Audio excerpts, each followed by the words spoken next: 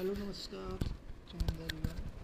हम पढ़ने वाले हैं एसएससी का। ये लगभग मेरे हिसाब से चौथा पार्ट है और सभी में मैं 10 ही क्वेश्चन पढ़ रहा हूँ, क्योंकि इस पीडीएफ पीपीटी को बनाने में करीब 1 घंटा लग जाता है। 1 घंटा नहीं पर 45-50 मिनट लग जाते हैं, क्योंकि इतनी कलरफुल पीडीएफ बनाने में टाइम लगता है। तो इस 10 क्वेश्चन के सेट में हम कर रहे हैं, क्योंकि क्वेश्चन छांटने पड़ते हैं।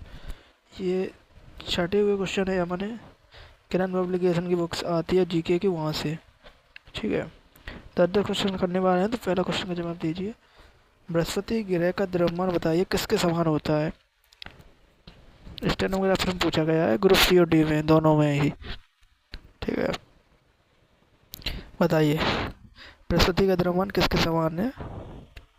यह सूर्य का लगभग 1000वां भाग होता है बृहस्पति का द्रव्यमान। ठीक है, नेक्स्ट क्वेश्चन। दूसरा क्वेश्चन क्या कह रहा है कि सूर्य के पृथ्वी को प्राप्त ऊष्मा को क्या कहा जाता है। सूर्य से जो पृथ्वी को प्राप्त होती है ना ऊष्मा, उसको क्या कहा जाता है। तो आपतन कहा जाता है,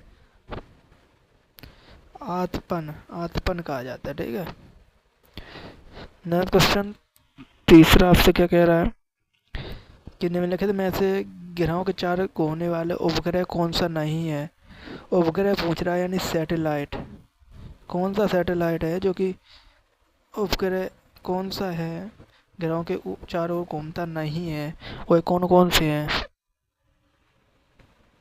ग्रहों के चारों ओर घूमने वाले उपग्रह कौन से नहीं है, वो पूछ रहा है हमसे। तो बुध और शुक्र ग्रह, इनके उपग्रह कोई नहीं है, कहने का मतलब पूछ रहा है कौन सा उपग्रह नहीं है, कौन से ग्रह के। तो बुध और शुक्र, इनके कोई उपग्रह नहीं है। Next question. चौथा नंबर हमसे क्या पूछ रहा है कि सूर्य ग्रहण का समय क्या होता है। ये पहले भी मैंने लगभग 1 महीने पहले पढ़ाया था, उसमें भी था ये। और ये आपका क्वेश्चन आ गया है सीजीएल का है, 2014 में पूछा गया है और 16 में भी पूछा गया है। दो बार क्वेश्चन पूछा गया है ये आपका। सूर्य ग्रहण बता दें, सूर्य तो किसी के बीच में आएगा ही नहीं। अगर पृथ्वी, चंद्रमा और सूर्य के बीच में पृथ्वी आ रही है तो चंद्र ग्रहण, और चंद्रमा आ रहा है सूर्य और पृथ्वी के बीच में चंद्रमा, तो होता है सूर्य ग्रहण। तो यही क्वेश्चन है, सूर्य और पृथ्वी के बीच में चंद्रमा आता है तो ये पूछ रहा है सूर्य ग्रहण कैसे बोलते हैं। दूसरा ऑप्शन है जब चंद्रमा बीच में आ जाता है। ठीक है, पांचवा क्वेश्चन क्या कह रहा है कि 1948 जो 1948 में हुई थी आपकी विकसित बिग बैंग थ्योरी, कोई ब्रह्मांड परिवर्तन नहीं होता है, भले ही इसमें समय का विस्तार। ये कौन सा नहीं है इसमें पूछ रहा है, बिग बैंग थ्योरी के सिद्धांत पर आधारित कौन सा नहीं है, ये आपसे पूछ रहा है।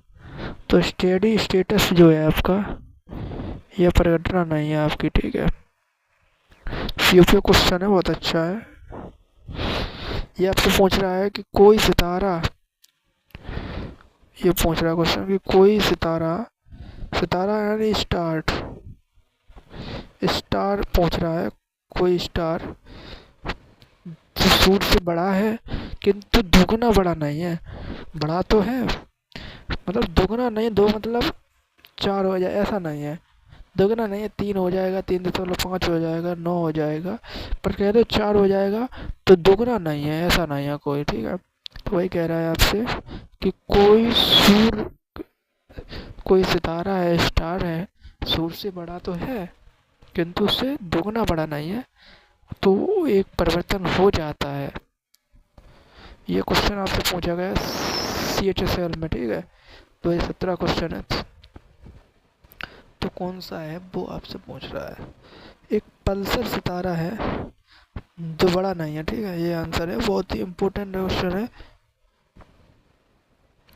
नेक्स्ट क्वेश्चन, 7वां क्वेश्चन आपसे क्या कह रहा है कि निम्नलिखित में से कौन पृथ्वी के आकार की तुलना में छोटे ग्रह हैं। ग्रह तो 8 हैं, बुध शुक्र पृथ्वी मंगल बृहस्पति शनि अरुण, पर पृथ्वी की तुलना में छोटे ग्रह पूछ रहा है। बुध, शुक्र, पृथ्वी, मंगल। तो शुक्र और मंगल जो हैं वो छोटे ग्रह हैं पृथ्वी की तुलना में, ठीक है। 8वां क्वेश्चन का पूछ रहा है, सीरियल में आया है शिफ्ट सेकेंड में, ठीक है। सीरियल क्वेश्चन है कि ओरियन तारामंडल, ये बहुत क्वेश्चन इम्पोर्टेंट, जब ओरियन तारामंडल लिख के आता है ना, ये बहुत इंपॉर्टेंट क्वेश्चन है जब भी ओरियन तारामंडल लिख के आएगा आपके सामने, ठीक है। ओरियन तारामंडल बहुत ही इंपॉर्टेंट हो जाता है कि ओरियन तारामंडल का सबसे चमकीला पूछ रहा है, ओरियन तारामंडल का सबसे चमकीला तारा कौन सा है, ये पूछ रहा है आपसे। तो रिगेल जो है ओरियन तारामंडल का सबसे ऐसा क्वेश्चन है, रिगेल ओरियन तारामंडल का सबसे चमकीला ग्रह है, सॉरी तारा है। निम्नलिखित में से तारा कौन सा है जो सूर्य के सबसे नज़दीक है, ये तो सभी जानते हैं। तारा पूछ रहा है, ग्रह नहीं पूछ रहा है। तो प्रोक्सिमा सेंचुरी है, यही है आपका सूर्य के सबसे नज़दीक, और सीजन में आया 2019 में, ठीक है। 10वां क्वेश्चन आपसे कह रहा है, ब्लड मून का शब्द किसके लिए उपयोग किया जाता है। ब्लड मून शब्द, ब्लड मतलब रक्त, ब्लड का मतलब है रक्त यानी रुधिर से, यानी खून से, ठीक है। ब्लड का मतलब होता है रक्त यानी कि खून, ठीक है। इससे संबंधित पूछ रहा है, इस शब्द का उपयोग किसके लिए किया जाता है। तो ब्लड यानी, और मून का मतलब होता है, मून आपसे कहे इसका मतलब होता है चंद्रमा। मून का मतलब क्या है भाई साहब, चंद्रमा, यही तो है। मून का मतलब है क्या, चंद्रमा। तो इससे चंद्रग्रहण बोलते हैं। Thank you.